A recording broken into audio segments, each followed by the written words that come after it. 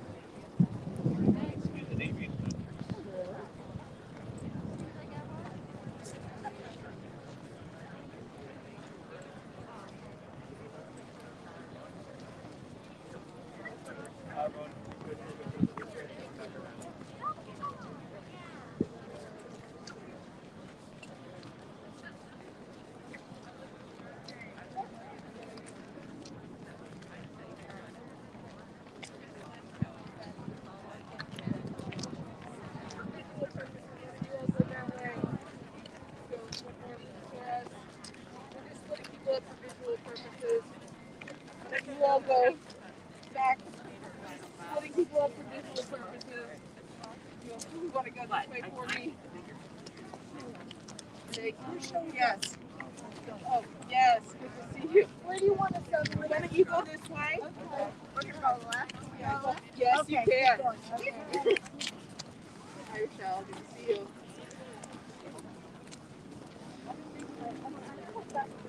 Okay.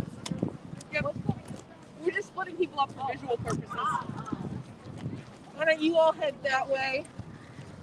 Yeah, follow this through. What's the plan? It's just visual purposes, so we're going to have some people there and the others are going to march there. Oh. Just for visual. Why don't you four go this way? Mary knows you four head go this way. You all go this way for us. It's just a visual thing. Just splitting people up for visual purposes. Yeah, if you go ahead and go back to the name. We're going to. Emily, think we're going all the way?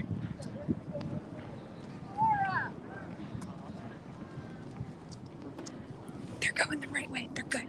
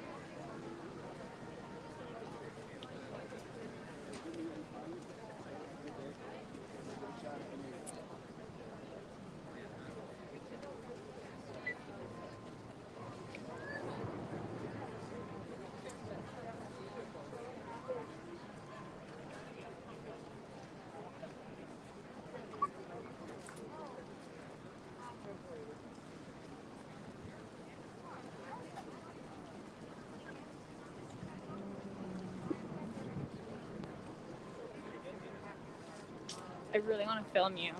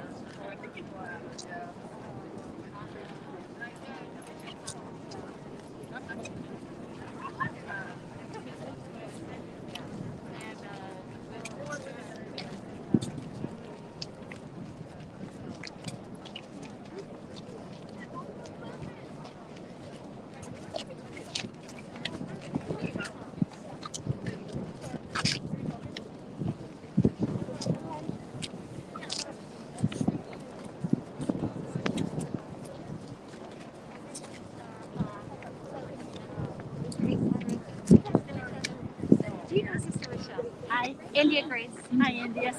Are you with Network? She is. Okay. She's excellent.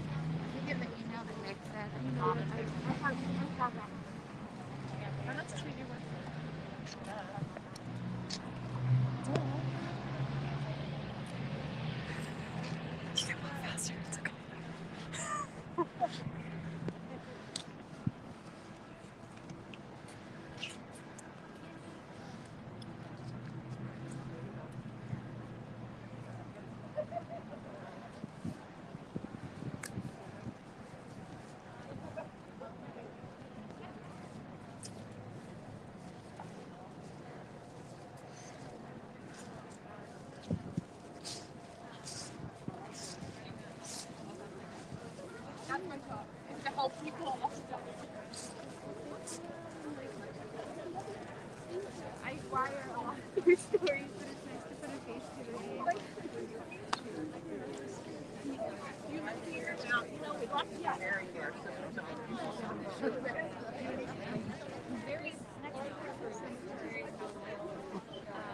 And all of her days are like one piece of red. You should go to college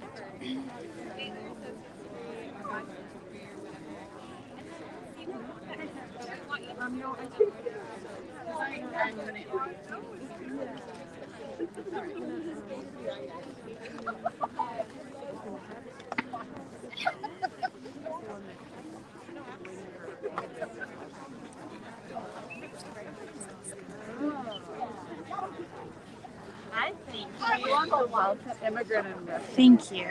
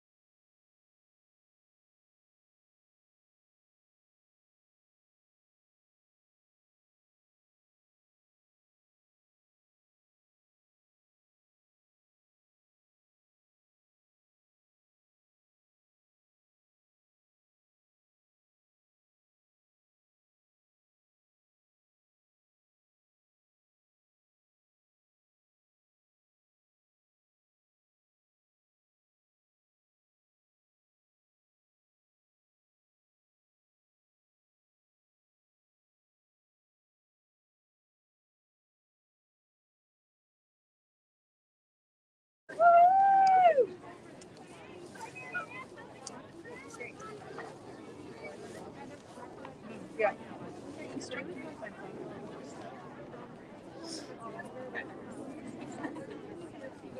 Are you ready?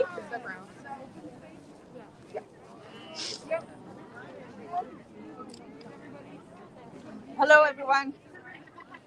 Morning. Welcome.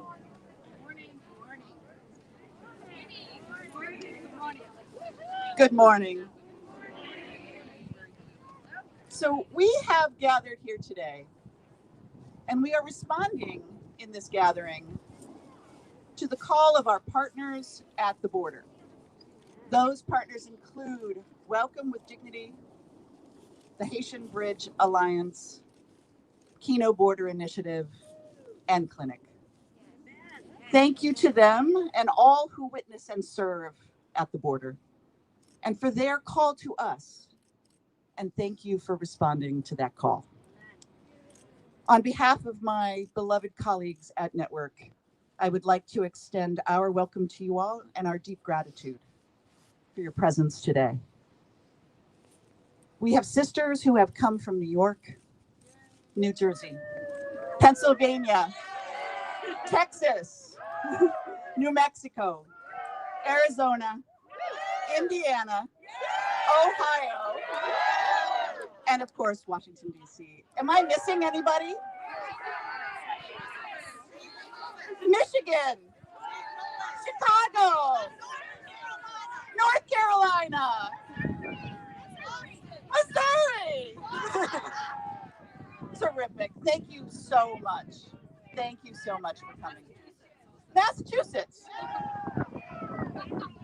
Maryland, of course, Maryland. My name is Mary Novak, and I have the privilege of serving as Executive Director of Network Lobby for Catholic Social Justice. Let us pray. God of justice, we gather this morning as one family in you, in solidarity with everyone who you guided to flee their homes and journey to this land in search of a safe and fruitful life. Today in particular, during this holy season of Advent, when we remember how the Holy Family had to flee, we pray for our national leaders, the President and his administration, to open their hearts to the suffering of our siblings at the border whose human dignity is being denied. Open our hearts widely as we listen to your word through the experiences of those you gathered here. Please guide us, merciful God, in our sacred work to end the rules and practices that are causing such suffering to our human, holy family. We ask you to strengthen our voices when, as now, your commandment to love our neighbor is so easily dismissed. Help us to always grow more fully into being a dwelling place, a community of care to each other. We ask you, gracious God, to ground us in your inclusive love, so we stand ever more firmly against the abusive actions that tear families apart across man-made borders. Unite and bless us in the struggle. Give us your strength until every person you called to come here has a path to safety and is made to feel secure and cared for as you intended. We ask this in your holy name. Amen. And now I'd like to hand this over to my beloved colleague, Renee. Thank you, Mary. My name is Ronette Asirvadam, and I'm the Government Relations Director at Network Lobby for Catholic Social Justice. Welcome, and thank you all for being here. We are here today in front of the White House because despite months of discussions and advocacy from secular and faith-based immigrant partners, President Biden has refused to end the inhumane and racist Title 42 expulsion policy at our southern border. In fact, just yesterday, the administration not only reinstated the equally racist and inhumane Remain in Mexico or MPP policy, the administration expanded it to include our Haitian siblings and all countries in the Western Hemisphere.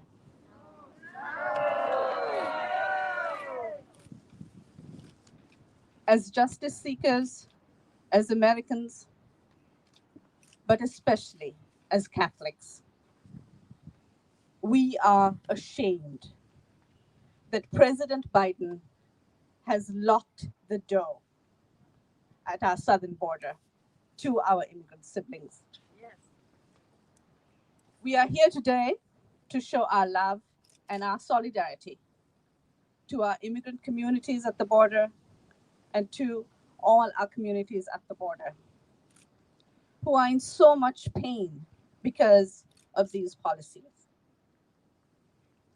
And we are here today together with over 80 Catholic sisters, with our partners, with our friends from all over the country, as you just heard, to deliver just one message to President Biden. End MPP and Title 42.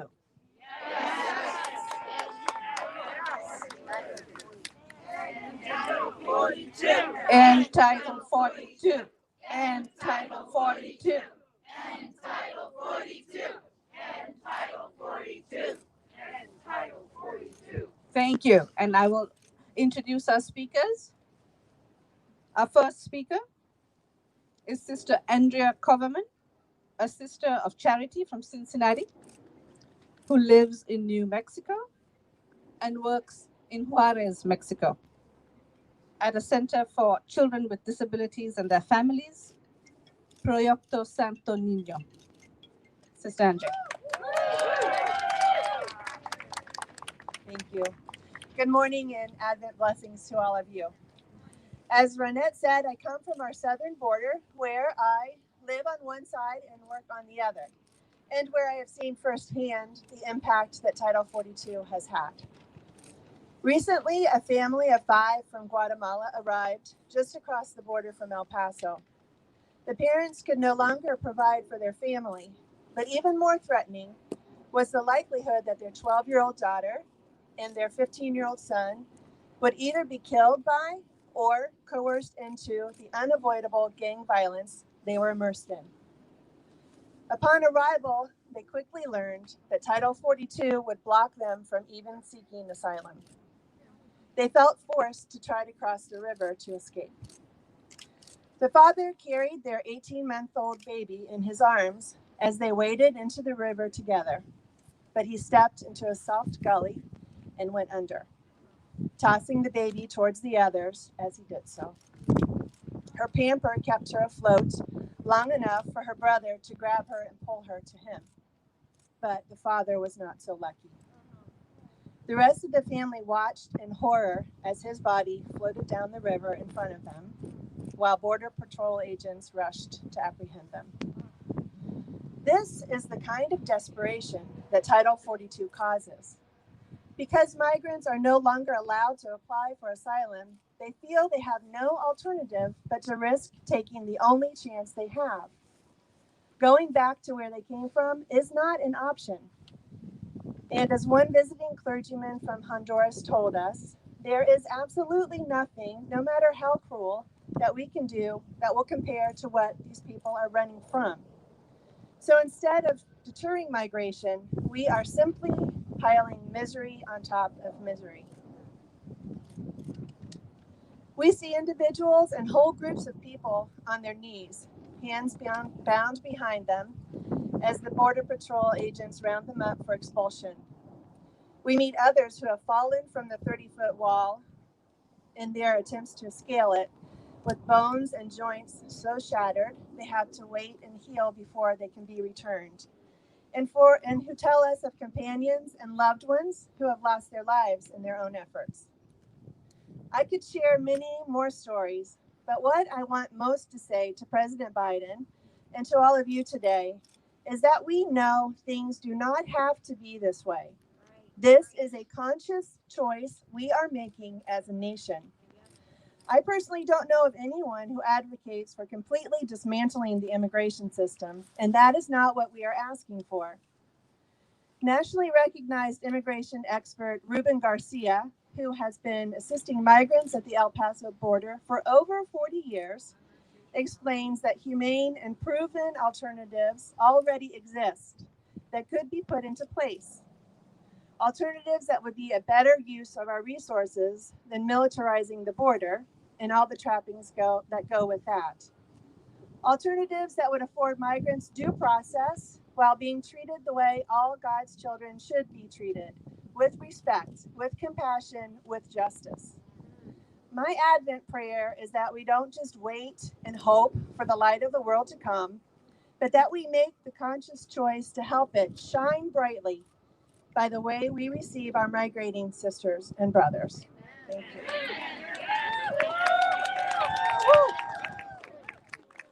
Thank you. Thank you, Sister Andrea.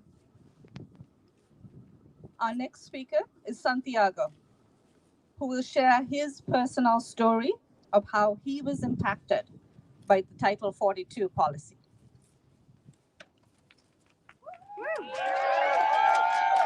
Buenos días, hola a todos.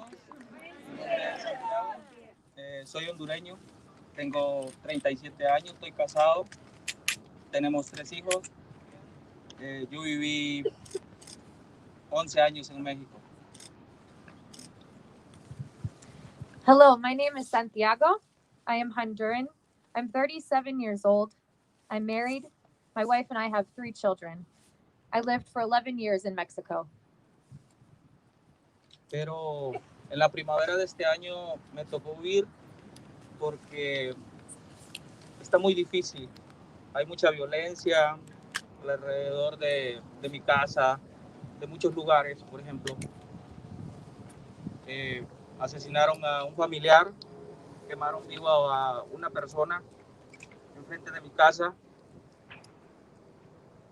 Earlier this spring, we had to leave because things were very difficult there. There was a lot of violence around where we live. They assassinated a relative of mine, and they even burned a person alive in front of my house. Me los tocó tomar una decisión muy difícil. el emigrar, pero por razones económicas no pudimos hacerlo todo.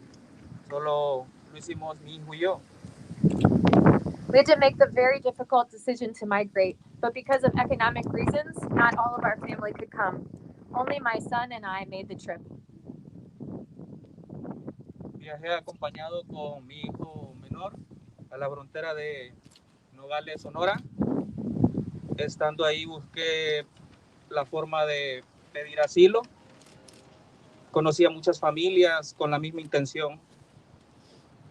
I came with my younger son to the border of Sonora, Nogales, and we were looking for a way to request asylum. I met many families there with the same goal. Ingresamos corriendo por la entrada. Inmediatamente los detuvieron los agentes de migración. Yo siempre me gusta preguntar. Hice un par de preguntas sobre el asilo. Su respuesta fue: ustedes buscan asilo en Estados Unidos porque es más fácil. ¿Por qué no piden asilo en Europa, por ejemplo? So we came right to the border and entered, and immigration agents immediately detained us.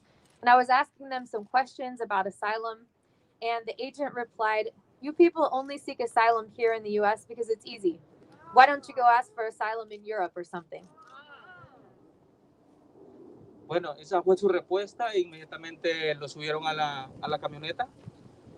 Los ingresaron a la oficina, tomaron información nuestra, huellas. En poco tiempo los sacaron y los encaminaron con dirección a México.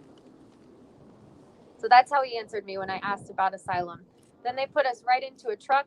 They took us into the office, took our information and our fingerprints, and in a short time, they directed us back to the exit towards Mexico. Yo pregunté y dije, ¿para dónde los llevan? Y pues sonriendo la gente de migración dijo, a México. Y yo pregunté por qué. Dijo, la frontera está cerrada, abrimos y cerramos los casos y no hay nada que se pueda hacer. Y ya los dejaron ir ahí en México. So I asked them, "Where are you taking us?"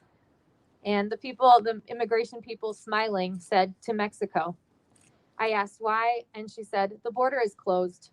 We open and close the cases, and there's nothing that can be done." And they released us to Mexico. Ya de regreso en México, pues busqué la forma de cómo pedir asilo. No me doy por vencido. Y fue ahí cuando llegué a Iniciativa Aquino y a pedir un poco de información. So back in Mexico, I started looking for how to get information about asylum. I don't give up. And that's when I learned about the Kino Border Initiative. La frontera pues, es muy difícil. Es algo que las personas que han ido allá deben de saberlo, cómo es la frontera, tanto como del lado estadounidense como en México. Empecé a buscar dónde vivir. The border is a difficult place. Those of you who have been there know. On the U.S. side and the Mexico side, it's a difficult place. So I started looking for somewhere to live.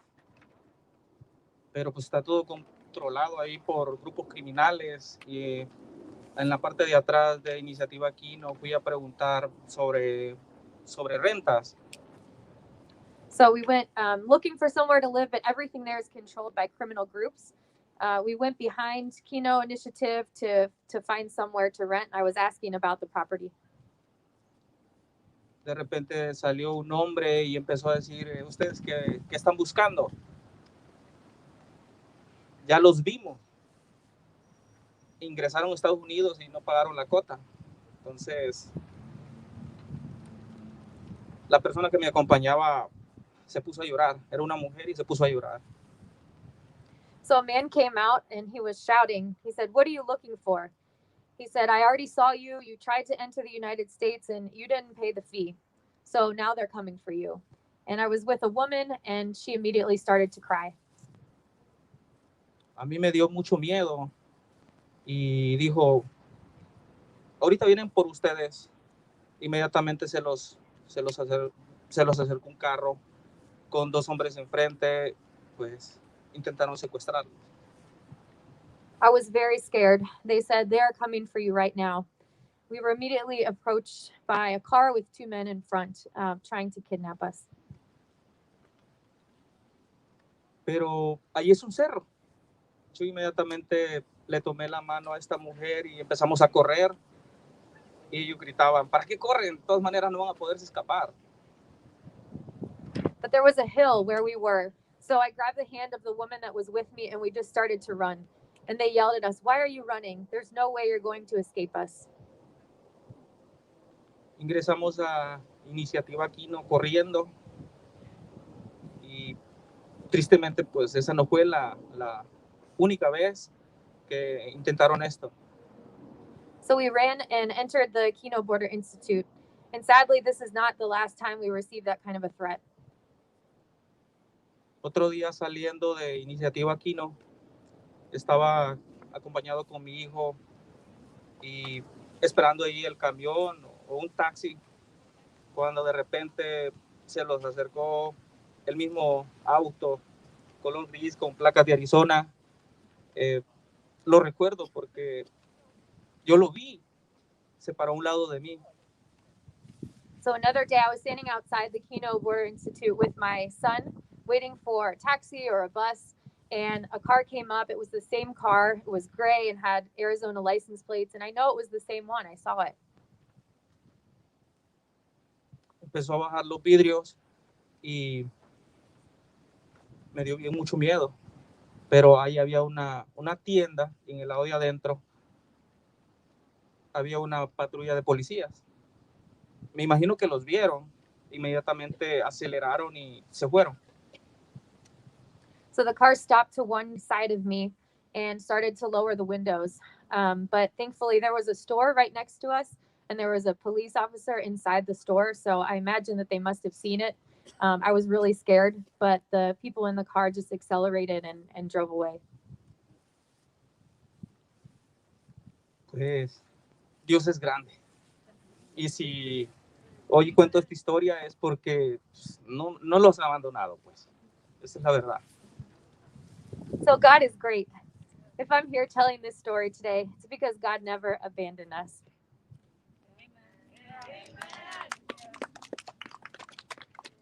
Mi familia siempre la he visto como mi equipo, pero ahora mi equipo está incompleto. Entonces, yo diario hablo con mis hijos, con mi esposa, y ellos me dicen, aquí las cosas están difíciles. Papá, ¿cuándo va a ser que volveramos a estar juntos de nuevo? You know, my family, I've always seen us as a team, but right now my team is incomplete. I talk every day with my wife and my two older children back in my home country, and they keep asking me, "Dad, when are we going to be able to be together again?" Y mi respuesta es, no lo sé. La frontera está cerrada. Dice mi hijo el mayor, papá, fíjate que hace un par de semanas volvieron a quemar viva a otra persona aquí, prácticamente en el mismo lugar. And my answer to them is, I don't know. The border's closed. But they tell me things are still so difficult here. And my son was telling me that just a few weeks ago, they burned another person alive right about in the same place where they did last time. Eso es enfrente de mi casa. Yo pregunto, el título 42 tiene separada a mi familia. ¿Qué va a pasar? And that was right in front of my house.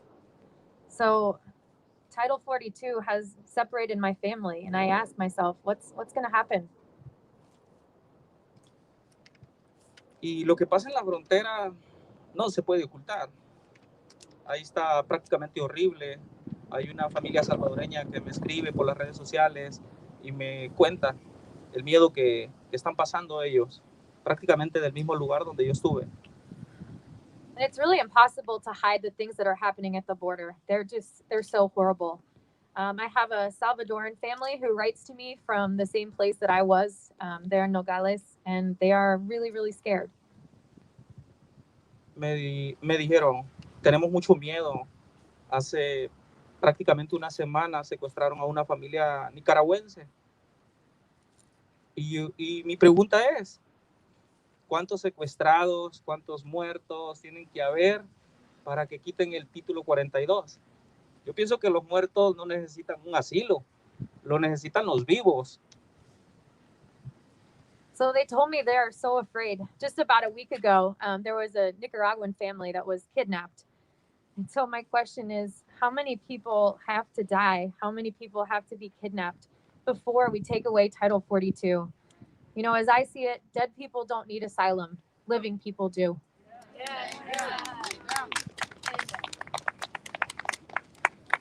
Thank you. Gracias. Gracias, Santiago. We know that prayer and action can move mountains and change policies. We will continue to pray and act until Title 42 has ended and Santiago and his family can reunite safely in the United States. I'd like to call our next speaker, Sister Tracy Horan, Sister of Providence of St. Mary of the Woods, Indiana, from the Keno Border Initiative, which supports migrants in Nogales, Mexico, and Nogales, Arizona, USA.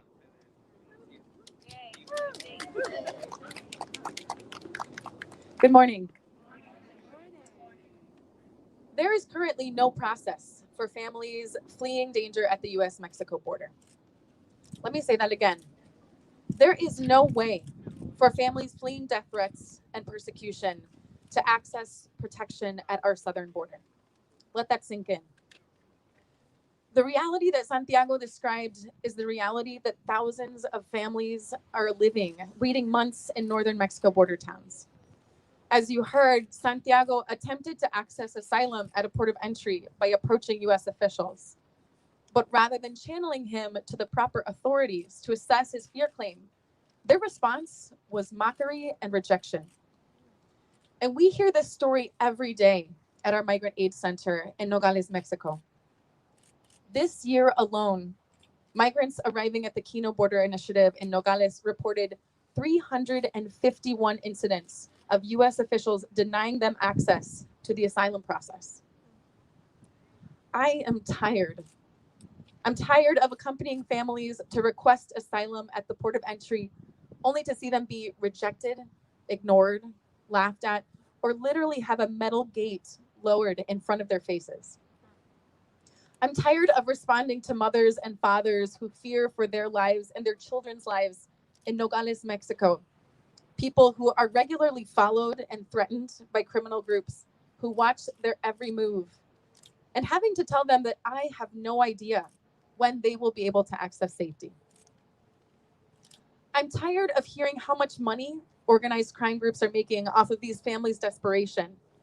When they seek asylum, they're denied, maybe expelled, and then they see no other option but to pay thousands of dollars to smugglers to make the dangerous journey through the desert to access asylum. Earlier this month, we welcomed 2 people from Jamaica to our Migrant Aid Center. They were fleeing threats for being gay. One of them actually had his partner murdered for being public about his sexual orientation. He cried as he talked with me. He showed me photos of his partner, and he shared how scared he was. He said that as soon as he left our Migrant Aid Center, he felt that he was in danger of facing a similar fate. He didn't speak Spanish, so he was forced to somehow navigate waiting indefinitely in a country where he couldn't communicate with people, and he knew he would also be targeted or pay smugglers to cross the desert if he really wanted to access asylum in the United States. He came daily to our center for services for some time, but since then, he has disappeared. We haven't heard from him for 10 days. Just 2 weeks ago, we received an 18-year-old at our migrant center from Nicaragua who was fleeing political persecution. He was kidnapped twice on his way to the border, including once in Nogales. His family was forced to pay thousands of dollars in ransom for his release. When he finally made it to the port of entry to request asylum, he told Customs and Border Protection officers that he had been kidnapped that he was seeking protection. The officer ignored him, but he did take him in, took his fingerprints, and he expelled him directly back to Nogales, Sonora, an hour later, directly back to his kidnappers.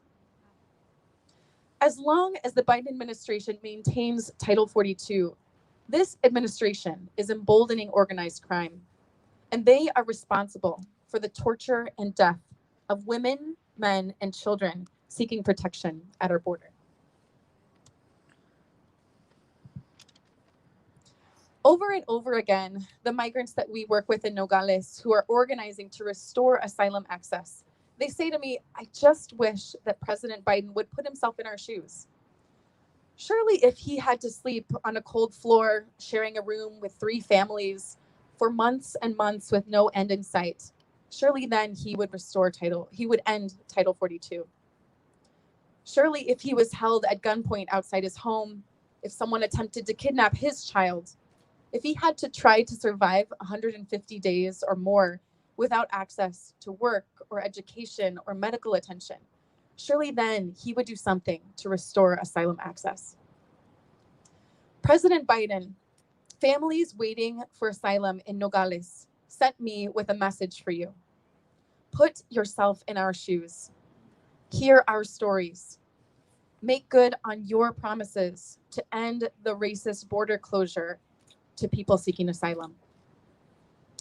This fall, during his message for World Day of Migrants and Refugees, Pope Francis encouraged the people of God to transform borders into places of encounter, where we can build an ever broader sense of community.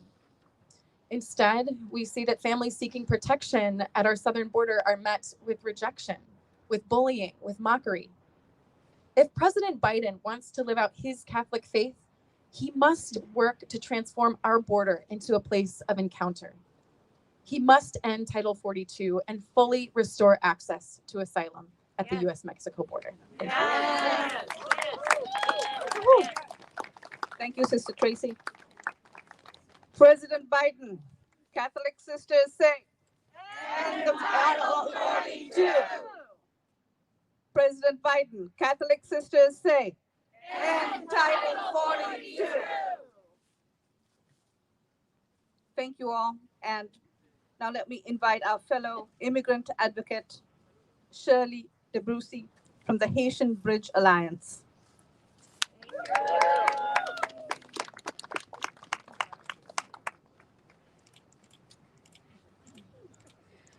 Hi, everyone. My name is Shirley DeBrose. I work with the Haitian Bridge Alliance. We've all seen the photos of the 14,000 Haitians in Del Rio back in September under the bridge. We saw the treatment they received from Border Patrol, and including babies and pregnant women. And I remember seeing so many angry tweets online. People were angry. And for us at the Haitian Bridge Alliance, it was almost amusing to see people's reaction to what we've been saying for at least the past 5 years. The only difference was that now the world was watching. And these pictures and video that you saw on your screen, I witnessed them. I was there. I not only saw them, but I smell, the smell that you can imagine with thousands of people living under a bridge where they basically do everything there. And when I say everything, you understand what I mean. Under the beating sun and the dust, and using, piece of clothing to sleep, to try to hide the sun. Now, I was born and raised in Haiti, and the people that I was looking at, they looked exactly like me. Some of them might be family. And the only reason why I was not under the bridge is simply luck. I think we would make such a gross mistake to separate immigration issues from race issues in this country. Yeah. They are all rooted in a very, very anti-black, anti-other system built from the very beginning. Yeah. From these pictures or videos of whatever you've seen, now let me ask you, does it seem like these people's life matter to this administration? No. It does not. So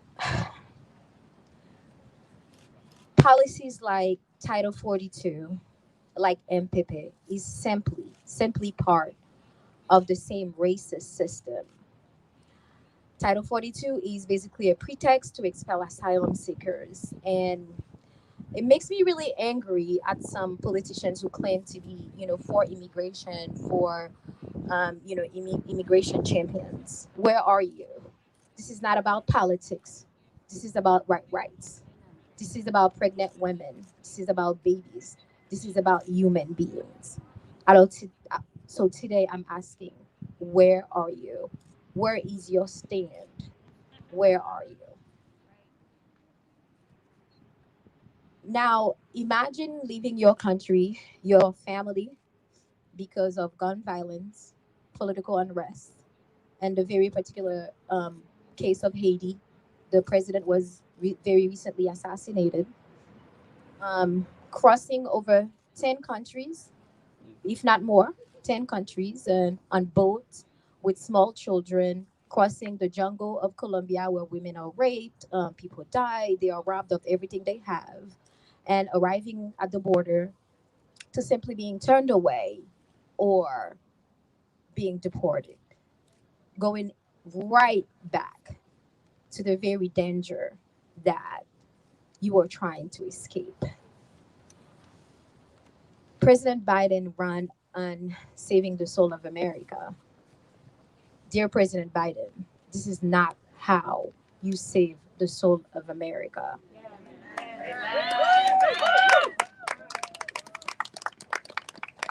In fact, this is the very opposite. The last thing I want to say is that uh, since all of us we here as sisters and brothers in faith, Jesus was a refugee. His family was a refugee. Now imagine turning somebody like that away.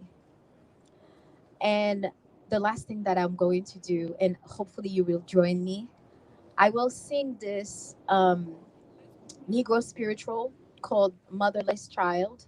And this is also my way of connecting, uh, you know, race issues with immigration issues because they're really, really, really, the same. And I want to sing Motherless Child because it talks about, how I feel like I am motherless, like I am so far from home and that I am not welcome and I am so tired of it. And if you can join me, I would really appreciate it. Some of you who know it. And if not, you'll be with me. Thank you.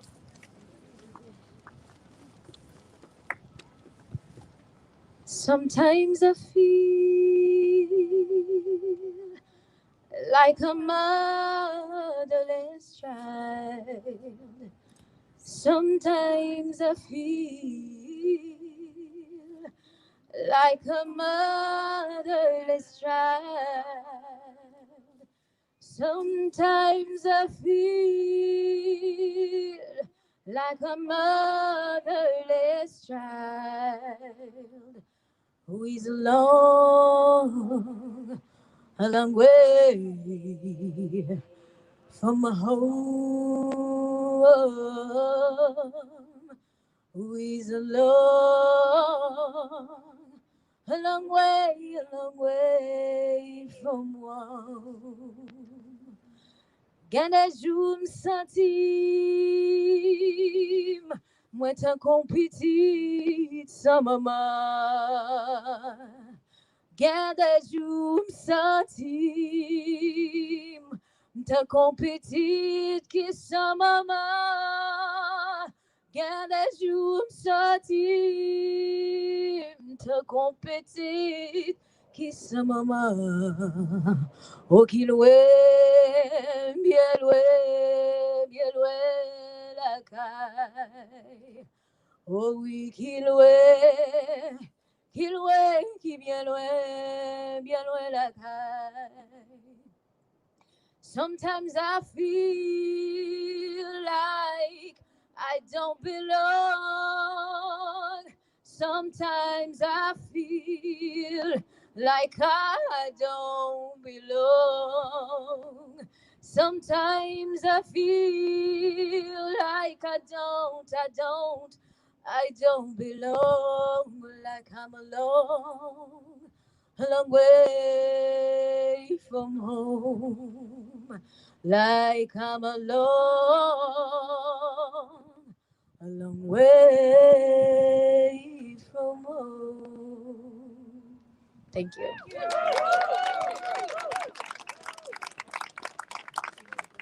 Thank you, Shirley. And Shirley, you and all other immigrants, you're at home. This is home. And we will welcome immigrants. We will end the use of Title 42. Yes. And as our final speaker of the day, let me invite our coalition partner, Melina Roche, from the Welcome with Dignity campaign.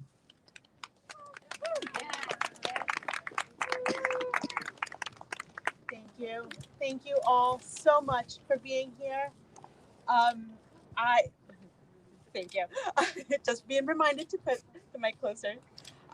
Thank you all for being here outside the White House, calling on President Biden to restore asylum by ending Title 42 and MPP. I'm here on behalf of the Welcome with Dignity campaign, which was just launched earlier this year.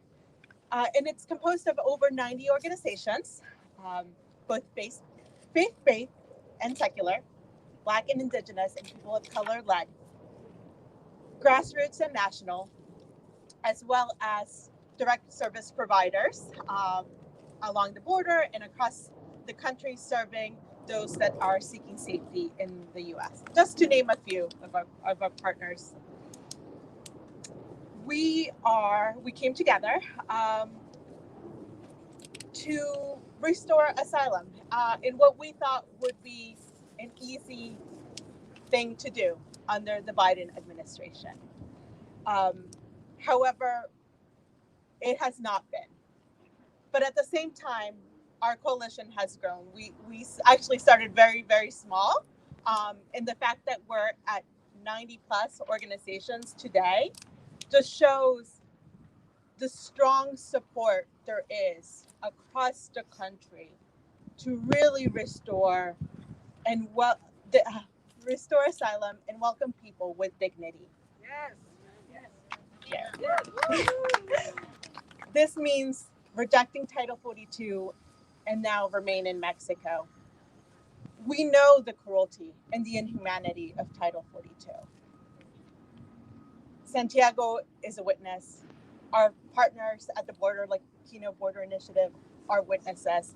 We have all borne witness of the horrors, of the inhumanity that we've seen the past few years under Title 42 and under Remain in Mexico. We know that Title 42 is a sham, right? It's not a medical, it's not a public health policy. That was debunked by top medical officials like Dr. Anthony Fauci, like Physicians for Human Rights, like Doctors for Camp Closures, who were here 2 weeks ago. And I was very lucky to join them then, calling on the administration to end Title 42.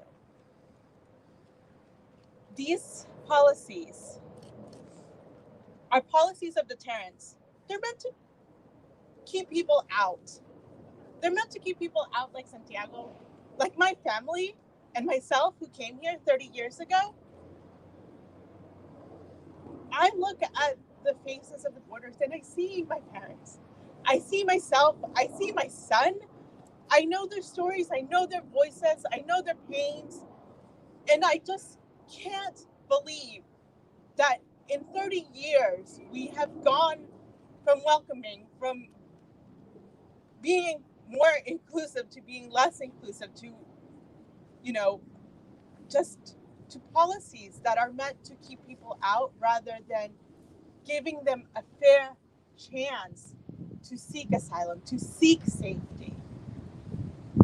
So I am just beyond grateful for the partnership of all of the Welcome with Dignity partners, of all of you who've traveled so far to be here in front of the White House, calling on the president that it's time to restore asylum. It's time to keep that promise that he made on the campaign trail for a more humane and fair immigration system. And from the bottom of my heart, I am just grateful to have you all as allies, as friends, in ensuring that we improve the asylum system to one that welcomes with dignity. And heck, actually, at this moment, just having an asylum system would be really great, right? But again, thank you all for just your unwavering commitment to ensure that America's is the beacon of hope, that it continues its legal and moral obligation to welcome those fleeing prosecution. Thank you, Melina. President Biden, Catholic sisters say. President Biden, Catholic sisters say.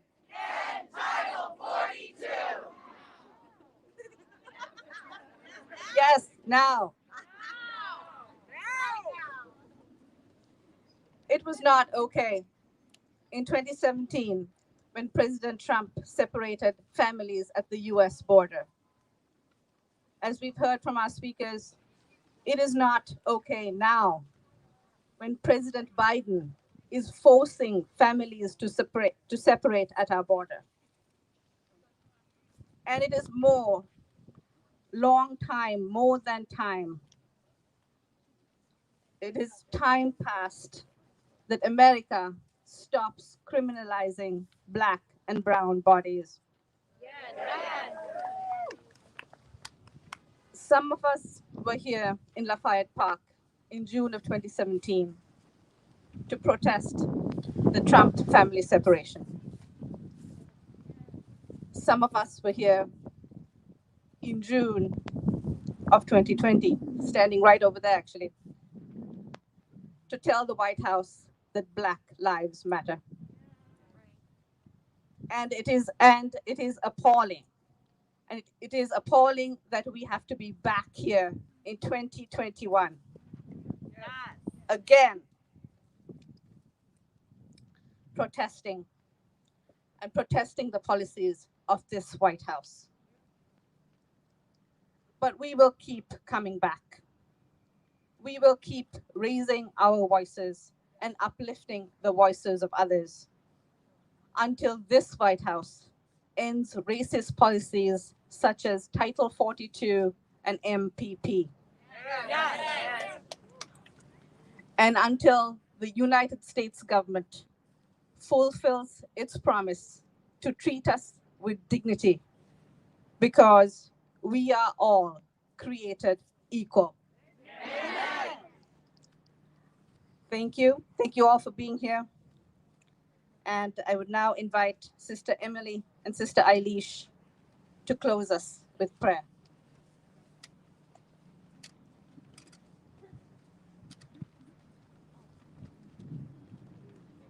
Pope Francis wrote in his 2017 Christmas Eve homily, "So many other footsteps are hidden in the footsteps of Joseph and Mary." We see the tracks of entire families forced to set out in our own day.